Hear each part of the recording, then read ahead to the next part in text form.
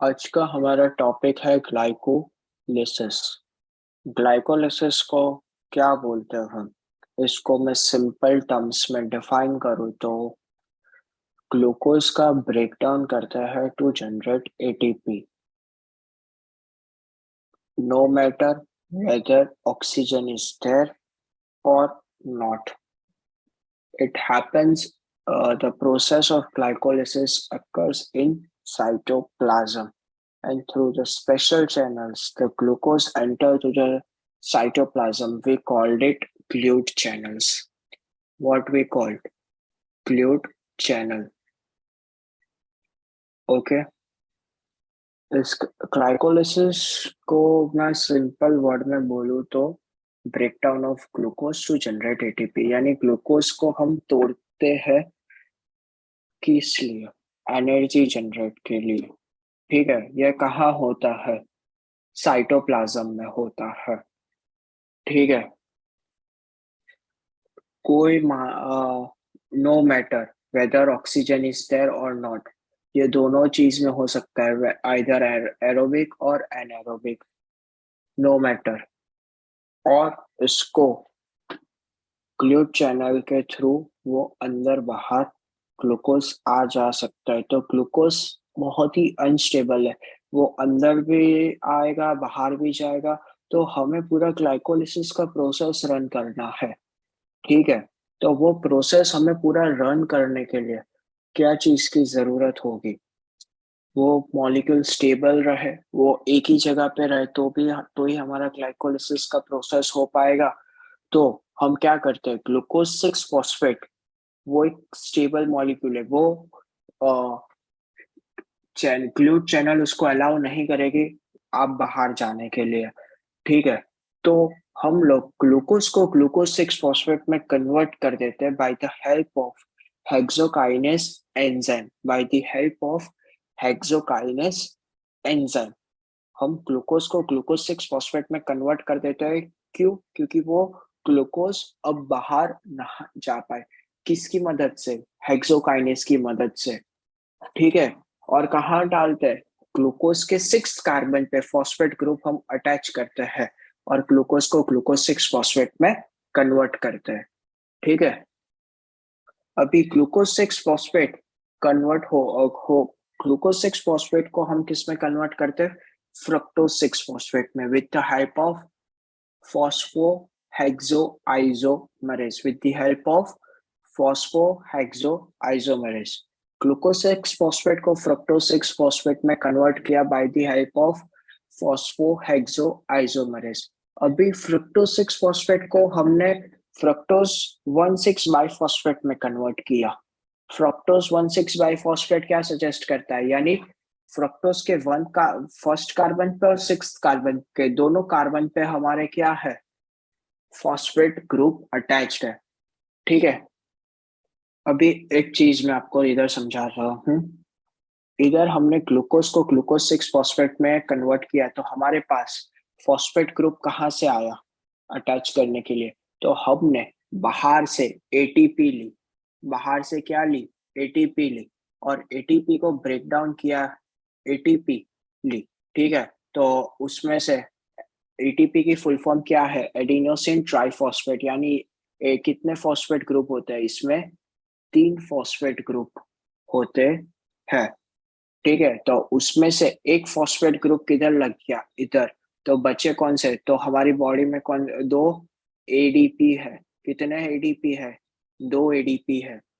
ठीक है, अभी ग्लूकोज 6 फॉस्फेट को फ्रक्टोज 6 फॉस्फेट में कन्वर्ट किया। ठीक है, तो हमारे इधर एक भी एटीपी नहीं लगा। ठीक है, अभी फ्रक्टोज 6 फॉस्फेट को हमने फ्रक्टोज 1,6-बाइफॉस्फेट में कन्वर्ट किया, तो इधर वापस एटीपी लगेगी। क्यों? क्योंकि फर्स्ट कार्बन पे अपने को क्या लगाना है? एटीपी। तो कहाँ से आएगी? तो सेम प्रोसेस होगा। एटीपी के कितने फॉस्फेट ग्रुप्स होते हैं? 3 फॉस्फेट ग्रुप होते हैं। उसमें से एक फॉस्फेट इधर जाके लग गया, बाकी के 2 एटी बाहर आ गए, तो क्या बचा? एडीपी, यानी एडिनोसिन ट्राई फॉस्फेट।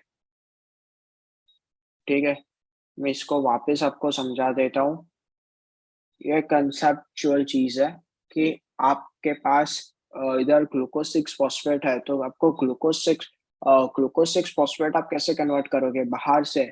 हमने एटीपी लिया, एटीपी एटीपी का ब्रेकडाउन हुआ, उसमें से एक फॉस्फेट लगा ग्लूकोज 6 फॉस्फेट में, और कन्वर्ट हो गया ग्लूकोज 6 फॉस्फेट फ्रक्टोज 6 फॉस्फेट में। अभी फ्रक्टोज 6 फॉस्फेट को किस में कन्वर्ट होना है?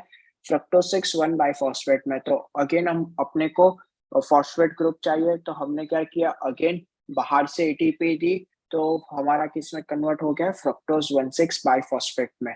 इसलिए हमारी क्या चीज रिलीज हुई? एडीपी, यानी हमारे पास क्या रहा? Adenosine diphosphate. ऑलरेडी एक फॉस्फेट ग्रुप इधर अटैच हो गया फर्स्ट कार्बन पे, और एक फॉस्फेट ग्रुप इधर। ये दोनों एटीपी अलग अलग है, ठीक है, ये दो सेम नहीं है, बाहर से एटीपी आई है। हमने दोनों ही प्रोसेस में एटीपी का इन्वेस्टमेंट किया। अभी तक हमने कितनी एटीपी इन्वेस्ट की? 2 एटीपी हमने इन्वेस्ट की, ठीक है, ये चीज आप याद रखना। 2 ATP we had invested, okay. अभी फ्रक्टोज 1,6 बाइफॉस्फेट किसमें कन्वर्ट होगा? ग्लिसरल्डिहाइड 3 फॉस्फेट में और डाइहाइड्रोक्सी एसीटोन फॉस्फेट में, ठीक है, with with the help of aldolase enzyme. Aldolase enzyme है जो फ्रक्टोज 1,6 बाइफॉस्फेट को ब्रेक करेगा ग्लिसरल्डिहाइड 3 फॉस्फेट में और डाइहाइड्रोक्सी एसीटोन फॉस्फेट में, ठीक है। अभी डाइहाइड्रोक्सी एसीटोन फॉस्फेट और ग्लिसरल्डिहाइड 3 फॉस्फेट, ये पूरा जो फ्रक्टोज 1,6 के फॉस्फेट के ऊपर जितना भी है वो सारा इंटरचेंजेबल है, यानी एक्सेस में होगा तो एक से दूसरे फॉर्म में और दूसरे से तीसरे फॉर्म में कन्वर्ट हो सकता है, बट वो पूरा ग्लूकोनियोजेनेसिस का पाथवे है। वो मैं आपको दूसरे वीडियो में समझाऊंगा, क्योंकि मैं अभी आपको समझाऊंगा तो आप कंफ्यूज हो जाओगे, तो मैं आपको दूसरे वीडियो में समझाऊंगा। तो dihydroxy acetone phosphate, glyceraldehyde 3 phosphate, वो दोनों इंटरचेंजेबल है, इसलिए मैंने ऐसा एरो रखा है। With the help of triose phosphate isomerase की वजह से आप इसको इंटरचेंजेबल कर सकते हो, क्योंकि देखो हमारे पास ग्लिसरल्डिहाइड 3 फॉस्फेट का लेवल ज्यादा है, तो हम लोग क्या करेंगे? डाइहाइड्रोक्सी एसीटोन फॉस्फेट में कन्वर्ट कर देंगे, ठीक है। अभी हमारे पास ग्लिसरल्डिहाइड 3 फॉस्फेट का लेवल कम है, तो हम किसमें, तो डाइहाइड्रोक्सी एसीटोन फॉस्फेट किसमें कन्वर्ट हो जाएगा? ग्लिसरल्डिहाइड 3 फॉस्फेट में। ये इंटरचेंजेबल की हो पाता है with the help of triose phosphate isomerase, ठीक है। अभी हम लोग इधर आ जाते हैं, ग्लिसरल्डिहाइड 3 फॉस्फेट कन्वर्ट हो जाता है हमारा ट्रायोस फॉस्फेट आइसोमरेज। इसका ये एंजाइम का नाम याद रखना बहुत ही इजी है, क्योंकि glyceraldehyde 3 phosphate as it is लिख दो और डिहाइड्रोजनस लिखना, ठीक है। तो आप बहुत आसान तरीके से आप इसको लर्न कर सकते हो। अभी 1,3 बाइफॉस्फोग्लिसरेट, ये बहुत ही इंपॉर्टेंट स्टेप है, क्यों?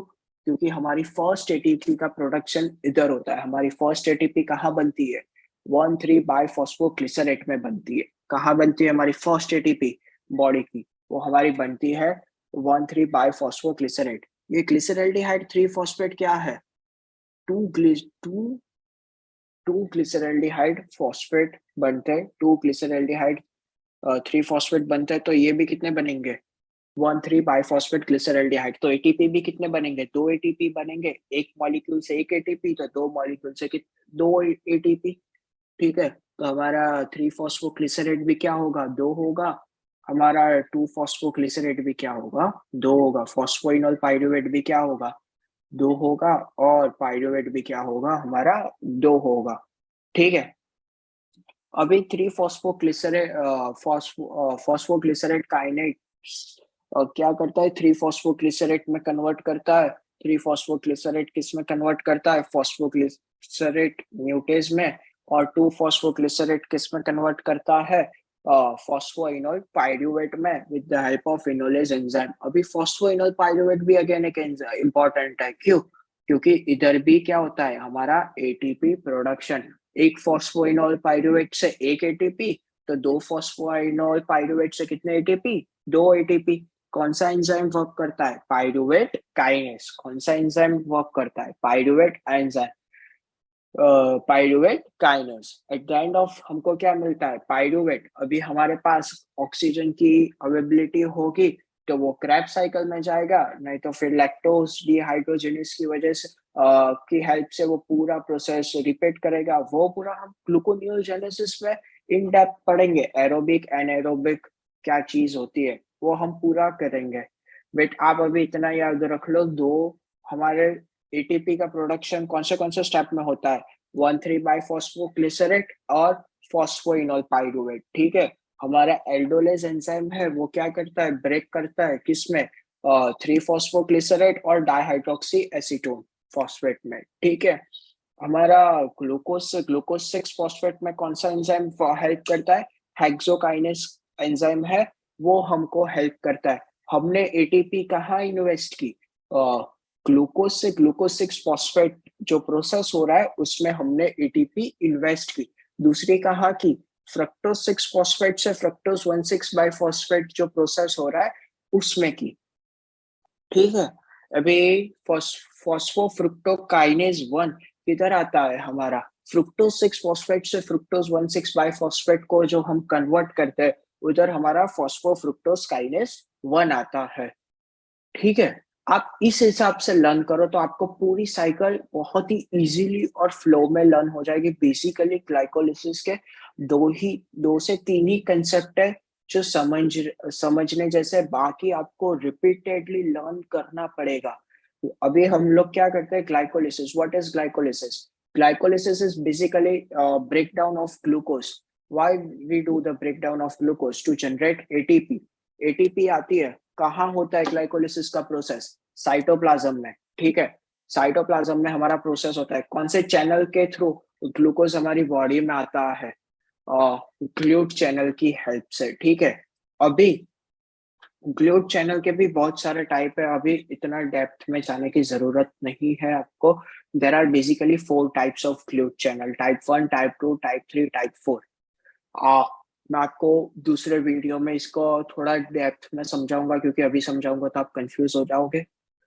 ठीक है, हम कहाँ थे, हम ग्लूट चैनल। ठीक है, ग्लूट चैनल हम ग्लूकोज से ग्लूकोज 6 फॉस्फेट में क्यों कन्वर्ट करते हैं, क्योंकि ग्लूकोज क्या है, बहुत ही अनस्टेबल मॉलिक्यूल है, वो चैनल के बाहर आ जा सकता है बहुत ही इजीली। तो हम लोग वो बाहर एक बार अंदर आ गया तो वो बाहर ना जा पाए, इसलिए हम उसके 6th कार्बन पे फॉस्फेट ग्रुप लगाते हैं with the help of which enzyme, hexokinase enzyme. Okay, with the help of hexokinase enzyme we restrict that movement, don't allow him to go out। Okay, glucose 6 phosphate को। और हमारा and product क्या है glucose का, हमारा and product है glucose का pyruvate. हमारा कौन से स्टेप्स में एटीपी प्रोडक्शन होता है, 1,3-बाइफॉस्फोग्लिसरेट, और कहाँ होता है दूसरा, फॉस्फोइनोल पाइरुवेट। ठीक है, कौन करता है, कौन सा एंजाइम हेल्प करता है, पाइरुवेट काइनेस। और उधर को, और 1,3-बाइफॉस्फोग्लिसरेट में कौन सा एंजाइम हेल्प करता है, फॉस्फोग्लिसरेट काइनेस। उधर कौन सा एंजाइम हेल्प करता है, फॉस्फोग्लिसरेट काइनेस। ठीक है, आपको इस वे में पूरी साइकिल आप खुद को समझाते समझाते रिपीट करो तो आपको डेफिनेटली, आप 2 से 3 बार लिखोगे तो पूरी साइकिल आपको याद रह ही जाएगी। ठीक है, आपको इधर कोई डाउट हो तो आप मेरे को बता सकते हो, नहीं तो फिर मैं आके क्वेश्चन सॉल्व करते हैं। जैसे क्वेश्चन सॉल्व करेंगे ना वैसे वैसे आपका कॉन्फिडेंस बिल्डअप होगा। पहले आप साइकिल पूरी लर्न कर लो, फिर आप वीडियो पॉज करो, पूरी साइकिल लर्न कर लो, फिर क्वेश्चन सॉल्व करते हैं हम लोग। आप उधर आओ। ठीक है, question number 1, which of the following enzyme catalyze the reaction that produces the ATP during glycolysis? ऐसा कौन सा एंजाइम है जो एटीपी प्रोडक्शन में हेल्प करता है during the process of glycolysis, यानी ग्लाइकोलिसिस के दरमियान कौन सा एंजाइम है जो हमारे को एटीपी प्रोडक्शन में हेल्प करता है। हेक्सोकाइनेस, इधर तो हमने एटीपी लगाई है तो ये तो आ ही नहीं सकता। फॉस्फोग्लूकोआइसोमरेज, ये भी नहीं आ सकता। फॉस्फोफ्रुक्टोकाइनेस, ये भी नहीं हो सकता। ट्रायोस फॉस्फेट आइसोमरेज, ये भी नहीं हो सकता। तो कौन सा बचा, पाइरुवेट काइनेस। ठीक है, Which of the following enzyme breaks 1,6 carbon sugar into 3 carbon sugar? ऐसा कौन सा कार्बन है जो 3 कार्बन में ब्रेक करता है? तो ऐसा एक ही है, फ्रुक्टोज 1,6 बाइफॉस्फेट। वो ब्रेक होता है किसमें? डाईहाइड्रोक्सी एसीटोन फॉस्फेट और ग्लिसरल्डिहाइड 3 फॉस्फेट। वो अकेला ऐसा चीज है जो ब्रेक होता है। कौन सा एंजाइम ब्रेक करता है? Aldolase enzyme. ठीक है, कौन सा एंजाइम ब्रेक करता है? हमारा एल्डोलेज एंजाइम। ठीक है, अभी इधर एक और कंसेप्ट है। मैं आपको पूछता हूँ विच one is more dangerous, hypoglycaemia और हाइपरग्लाइसीमिया? यानी बॉडी में ग्लूकोज बहुत कम है, वो हमारे लिए डेंजरस है, या ज्यादा ग्लूकोज है वो हमारी बॉडी में वो डेंजरस है? आपका आंसर क्या होगा? मैंने इधर मिस्टेक की थी और इसलिए मैं आपको इधर आपका कंसेप्ट क्लियर कर देता हूँ। योर हमारी बॉडी में जब लो ग्लूकोज होता है ना, तब हमारी बॉडी हमारे हमारे रेड ब्लड सेल्स है वो ओनली हमारे ग्लूकोज पे डिपेंडेंट होते हैं। हमारी बॉडी ब्रेन जब ग्लूकोज नहीं होता तब हमारी कीटोन बॉडीज, कीटो एसिडोसिस पूरा प्रोसेस होता है, उस पर डिपेंडेंट होती है। यानी एक बार ग्लूकोज नहीं भी हो ना आपकी बॉडी में, तो आपका ब्रेन और ये सब चीज सरवाइव कर सकती है। इसमें ऐसा बोल सकता हूँ कि जब आप फास्टिंग कंडीशन में हो, आपने मोर देन 2 डेज आपने कुछ भी कंज्यूम नहीं किया, आपने कुछ भी खाना नहीं खाया, तो हमारी बॉडी में ग्लूकोज का लेवल धीरे धीरे कम होता जाता है। ठीक है, और हमारी बॉडी, ब्रेन और ब्लड दोनों को ग्लूकोज की बहुत ही जरूरत होती है। बट हमारा ब्रेन कीटोन बॉडीज पे जब ग्लूकोज नहीं होता तब प्रोटीन्स और ये सब का डीनेचरेशन और ये सब स्टार्ट हो जाता है, कार्बोहाइड्रेट, फैट्स, ये सब का डीनेचरेशन हो जाता है। तो वो डीनेचरेशन से कीटोन बॉडीज हमारी बॉडी में रिलीज होती है और कीटो एसिडोसिस होता है हमारी बॉडी में। तो हमारा ब्रेन और ये सब तो कीटोन बॉडीज पे सरवाइव कर सकता है, बट हमारा जो आरबीसी है, रेड ब्लड सेल, उसको ग्लूकोज ही चाहिए। जैसे जैसे आपके बॉडी में ग्लूकोज का लेवल कम होगा, आपकी इंस्टेंट डेथ होगी। यानी हमारी बॉडी में low level of glucose more dangerous है compare to high level of glucose, क्योंकि हमारा RBC only rely on that glucose, not on ketone bodies और anything else. So our RBC needs the glucose. देखो हमारी body में तो सब bodies और ऑर्गन्स में मोस्टली कीटोन बॉडीज से काम एक टाइम तक चल भी जाएगा, बट ग्लूकोज नहीं होगा रेड ब्लड सेल में तो काम नहीं चलेगा, क्योंकि सर्कुलेशन ही नहीं होगा, तो फिर कोई काम ही नहीं होगा। तो आपकी हाइपोग्लाइसीमिया की वजह से क्या होती है? Instant death.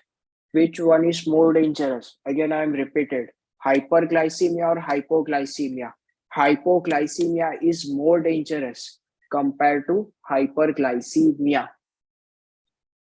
ठीक है, देखो हम ये पूरा प्रोसेस मैं आपको समझा देता हूँ, या मैं रीड कर देता हूँ क्या मैंने लिखा है। Your body, particularly your brain, needs a glucose as a fuel for cell processes. When you eat, your blood glucose level will temporarily rise and signaling the pancreas to release insulin. When you have gone without a food for several hours, your pancreas releases the glucagon, which triggers the liver to release the glucose from the glycogen store. जब हम सब खाना खाते हैं तो ऐसा तो कुछ है नहीं, तो हमारी बॉडी में हमने सारा जो खाना खाया वो पूरा एटीपी प्रोडक्शन या ऐसा कुछ में चला गया, ऐसा तो होता नहीं है। हम ऑलवेज कुछ ज्यादा ही थोड़ा खाना खा लेते हैं, तो वो हम थोड़ा बहुत अच्छा खाना बना हो तो हम थोड़ा ज्यादा खाना खा लेते हैं, तो वो क्या होता है, हमारी बॉडी स्मार्ट है तो वो हमारी बॉडी, हाँ, ग्लूकागॉन के फॉर्म में हमारे लीवर में ग्लूकोज को स्टोर करती है। जब ऐसा तो है नहीं आप पूरे दिन खाना खाते रहते हो, आप दो घंटे पहले खाना खाया था, 5 घंटे, 4 घंटे, 3 घंटे के बाद ही खाना खाओगे, तो हमारा जो फैट स्टेट है, यानी खाना खाने के बाद हमारा पूरा खाना एब्जॉर्ब हो जाता है 2 से 3 घंटे में। आप फिर 4 घंटे के बाद मोस्टली, ये रेंज होती है सबकी, अलग अलग रेंज होती है। अब 2 से 3 घंटे के अंदर आपने जितना भी खाना खाया वो सारा क्या हो जाता है, एब्जॉर्ब हो जाता है हमारी बॉडी में। तो मैं मान लेता हूँ कि 3.5 घंटे बाद या 4 घंटे के बाद आपने खाना, आप फास्टिंग स्टेज में चले गए, उस टाइम पीरियड में आप कुछ भी नहीं खाते हो, तो तब भी हमारी जो normal day to day activity होती है वो तो हम करते ही है। कैसे करते हैं? क्योंकि हमारी बॉडी में एनर्जी स्टोर होती है, तो हमारा ब्रेन पैनक्रिया को सिग्नल देता है, जो आपने एनर्जी स्टोर की है ग्लूकागॉन के फॉर्म में, वो रिलीज करो।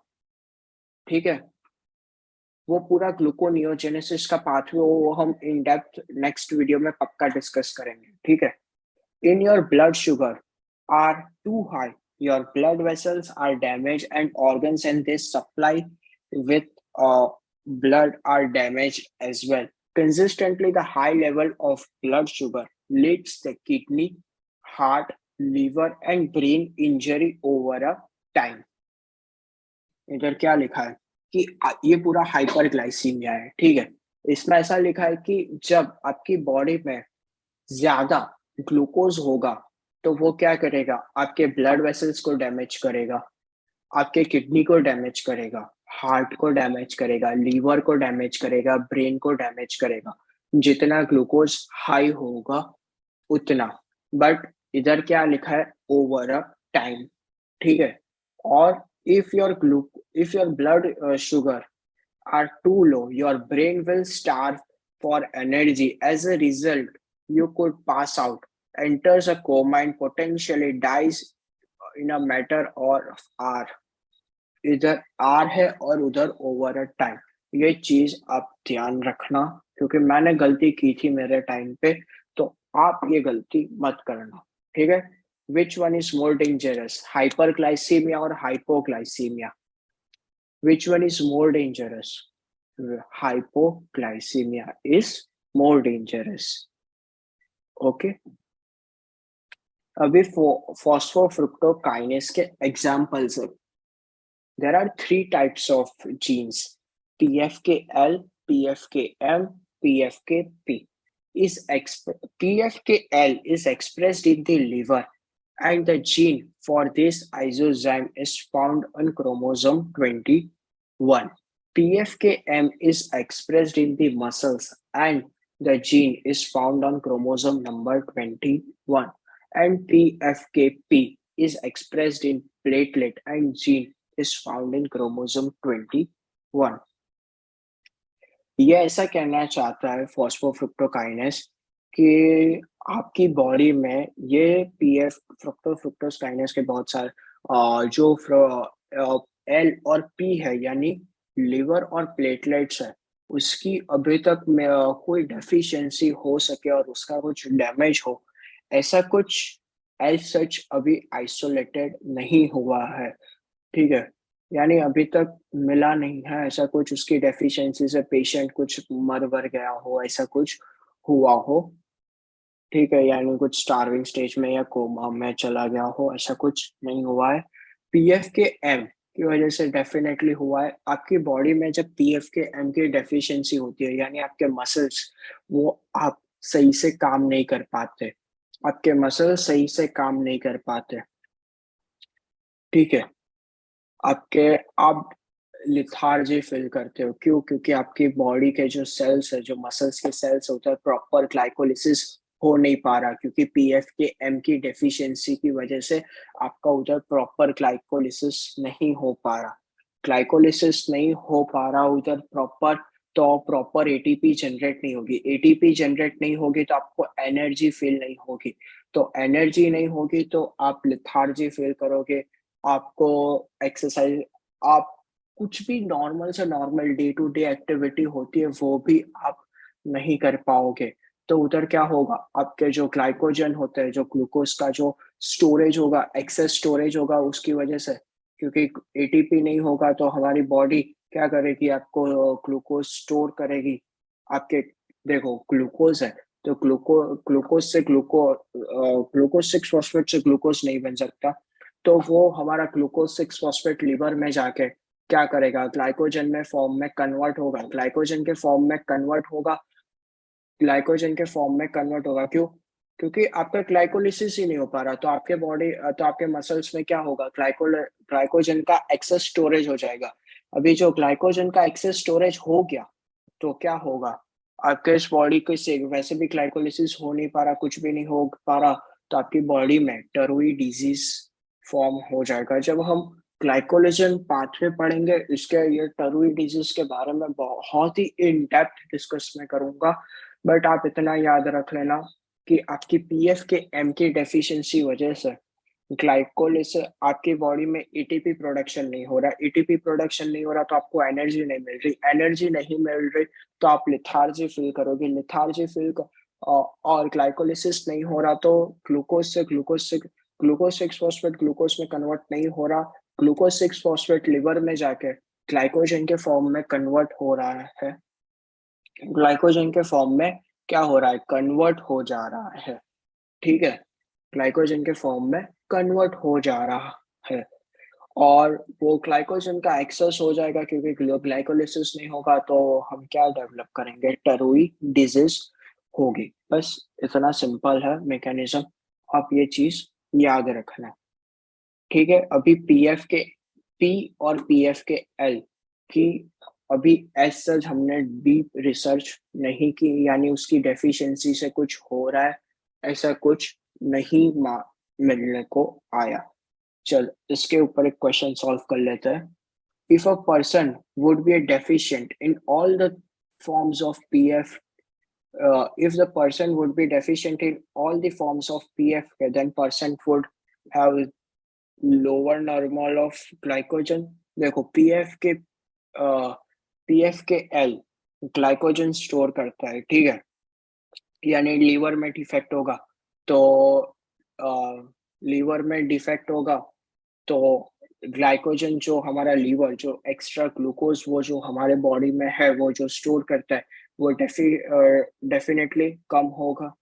ठीक है, second option, have more mitochondrial activity than normal, ऐसा पॉसिबल ही नहीं है क्योंकि ग्लाइकोलिसिस ही नहीं हो रहा, तो ये ऑप्शन बी तो हो ही नहीं सकता। पर्सन की डेथ हो सकती है, क्यों? क्योंकि all the forms of PF के हैज बीन डैमेज। अभी थर्ड ऑप्शन भी देख लेते हैं, प्रोड्यूस मोर एनर्जी पर glucose molecule because glycolysis would be unregulated, ये भी नहीं हो सकता। क्यों? क्योंकि मसल्स में आपकी बॉडी में प्रॉपर एटीपी ही नहीं बन रही, तो आपके बॉडी में ग्लाइकोलिसिस का प्रोसेस ही नहीं हो रहा, तो कैसे ये चीज हो सकता है? तो option first and C more correct है, बट तीनों फॉर्म में डिफेक्ट है तो परसेंट की डेथ होगी, मोर अप्रोप्रिएट आंसर है डेथ। क्यों? क्योंकि ये पीएफ के एल को ही जस्टिफाई कर रहे हैं, पीएफ के एम और पीएफ के पी के बारे में पता ही नहीं रहा, इसलिए पर्सन की डेथ हो सकती है। बट ये थियोरेटिकल बेस्ड क्वेश्चन है, ये अभी एज सच पीएफ के पी और पीएफ के पी और पीएफ के एल का डेफिशिएंसी की वजह से कुछ ऐसा डिजीज हो रहा है, ऐसा अभी तक आया ही नहीं है ये, बट ये जस्ट अ थियोरेटिकल क्वेश्चन है, तो ये क्वेश्चन आए तो पर्सन की डेथ हो सकती है। ठीक है, और is a teenager and Edward Clover who was referred to the clinic after being refused at a blood drive and trained easily on the high school golf course during the practice. The levels plus means a normal, यानी ये normal है, decreased level means minus, and increased level means double plus. Assuming that Dr. Sachero is correctly assuming that ANS has a defect in glycolysis, what is the most likely defect based on the blood metabolic profile? यानी एक N एंस करके एक लड़की है जिसको refuse कर दिया है ब्लड ड्राइव में से, उसका रिपोर्ट निकलवाया तो हमने फाइंड आउट किया कि उसके ब्लड ग्लूकोज उसकी बॉडी में नॉर्मल है। ग्लूकोज 6 फॉस्फेट कुछ ज्यादा ही है, फ्रक्टोज 6 फॉस्फेट भी ज्यादा है, फ्रक्टोज 1,6 बाइफॉस्फेट भी ज्यादा है, ग्लिसरल्डिहाइड 3 फॉस्फेट भी ज्यादा है, और फॉस्फोइनोल पाइरूवेट भी ज्यादा है, बट पाइरूवेट कम है। क्यों ये चीज है? तो आपको ग्लाइकोलिसिस का प्रोसेस इधर याद होगा पूरी साइकिल, तो आप इधर आइडेंटिफाई कर पाओगे। फॉस्फोइनोल पाइरूवेट को पाइरूवेट में कन्वर्ट कौन करता है? Pyruvate kinase. तो पाइरूवेट काइनेस की डेफिशिएंसी की होने की वजह से ये सारे क्या हो गए? एक्यूमुलेट हो गए। क्यों? इधर देखो, बेसिकली पाइरूवेट कम है और फॉस्फोइनोल पाइरूवेट ज्यादा है। ठीक है, तो ऐसा क्यों पॉसिबल हो सकता है? क्योंकि एवरीथिंग ओवरलोड, सो ऐसा मैं मान सकता हूँ क्योंकि उसके पास एंजाइम फॉस्फोइनोल पाइरूवेट नहीं है, तो वो पाइरूवेट में कन्वर्ट नहीं कर पा रहा, तो वो एटीपी नहीं बना रहा, तो रेड ब्लड सेल का वो नहीं हो पाएगा। ठीक है, इधर एक पेशेंट टू है। Mary is a 32 year old mother of her three complaining of fatigue and muscles cramp, यानी मसल्स में क्रैम्प आ रहा है और fatigue with exercise. She had always blamed her intolerance to exercise on her sedentary lifestyle, means बहुत ही आरामदायक उसकी lifestyle है. However, she recently joined a gym and after a week aerobic classes went to her physician who ordered a series of blood tests. The blood work came back with abnormal result, leading to her muscle biopsy and referral to the metabolic clinic. चलो, इधर answer जो बहुत ही lethargy उसकी sedentary lifestyle है। ठीक है, वो 30 old है, वो एक्सरसाइज करने के बाद उसको मसल्स क्रैम्प्स और ये बहुत बहुत चीजें बहुत कुछ ज्यादा आ रही है, और उसने जिम 1 वीक पहले ही ज्वाइन किया है। ठीक है, इसका क्वेश्चन आप वीडियो पॉज करके बताइए। ग्लूकोज क्या है? नॉर्मल है। ग्लूकोज 6 फॉस्फेट क्या है? ज्यादा है। फ्रक्टोज 6 फॉस्फेट में क्या है? ज्यादा है। The muscle biopsy showed an exercise of glycogen in muscle tissue. What is the most likely the enzyme deficiency? देखो, ग्लाइकोलिसिस, ग्लूकोज नॉर्मल है, ग्लूकोज फिर 6 फॉस्फेट से किसमें कन्वर्ट होता है? Fructose 6 phosphate. फ्रक्टोज 6 फॉस्फेट किसमें कन्वर्ट होता है? Fructose 1,6 biphosphate. एल्डोलेज किसमें कन्वर्ट करता है? Glyceraldehyde and dihydroxy acetone phosphate. तो आप कौन सा आंसर पिक करोगे इधर? एल्डोलेज, क्योंकि एल्डोलेज भी कन्वर्ट नहीं कर पा रहा। फ्रक्टोज 6 फॉस्फेट नॉर्मल लेवल पे है, तो फ्रक्टोज 1,6 बाइफॉस्फेट क्या करेगा? Fructose 6 biphosphate glyceraldehyde 3 phosphate 1,3 बाइफॉस्फोग्लिसरेट।